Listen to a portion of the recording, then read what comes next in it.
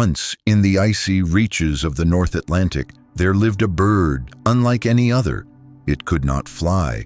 It stood upright, proud, and solemn, like a sentinel watching the waves. This was the Great Auk, a creature so strange, so elegant in its clumsiness, that sailors once mistook it for a sea spirit. But this bird, it no longer walks the earth. Now it haunts the silence between waves. The Great Auk wasn't small. It was nearly a meter tall, like a penguin, but from a different world.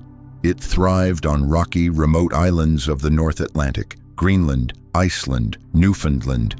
It dove deep, it hunted fast, and it returned, always to the same windswept cliffs, where hundreds gathered to breed, to raise their young, to exist.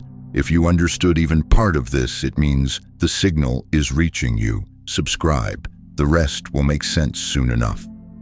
But existence is fragile when humans start noticing you. You see, the Great Auk had one fatal flaw.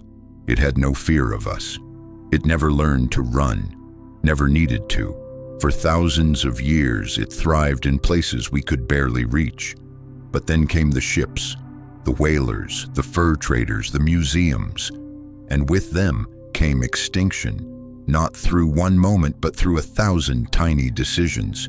They were clubbed by the hundreds for meat, skinned alive for feathers, eggs stolen by hands that claimed to study.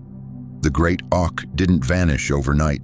It dwindled slowly, painfully, until the last known pair was found in Elde Island, Iceland, in 1844. A man crushed their final egg beneath his boot, and with that soundless crack, the species disappeared. If you felt something here, like it was meant just for you, maybe it was. Subscribe. No need to explain it, just stay. But let's pause. Why does this story still matter? Why do we whisper about a flightless bird long gone? Because the Great Auk is not just a bird we lost. It's a mirror. It reflects something deeply human, our ability to adore what we destroy. Today, taxidermied great auks sit in museums like holy relics.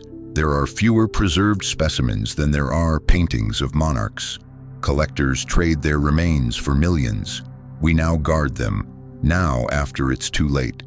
What would the world sound like if the Great Auk could speak from beyond time? Would it ask why we took everything and gave nothing in return? Would it wonder why we only care when it's too late? In Iceland, there's a sculpture of a lone Great Auk staring out to sea. It doesn't move, it doesn't blink, but it's watching, not just the horizon, but us. A quiet reminder that extinction isn't history, it's a pattern. Since the Great Auk vanished, over 500 more species of birds have joined it. Not all were hunted. Some were poisoned by pollution, some lost to habitat collapse. But most were lost to indifference, and that may be the most dangerous predator of all. Imagine for a moment that we could bring the Great Auk back. Science today flirts with de-extinction, DNA cloning, resurrection biology. Would we welcome it back into a world that's even harsher than the one it left? Or would we repeat the same story, new stage, same ending? Perhaps it's not about reviving the auk itself, but reviving the lesson it carries. Because in the auk's extinction, there's a deeper truth. We don't lose species alone. We lose futures, we lose stories, we lose what we could have been if we had simply learned to coexist. The Great Auk never sang, never flew, never fled, but it left a mark on islands, in journals, in oil paintings, and now maybe in you, as you listen, as you remember.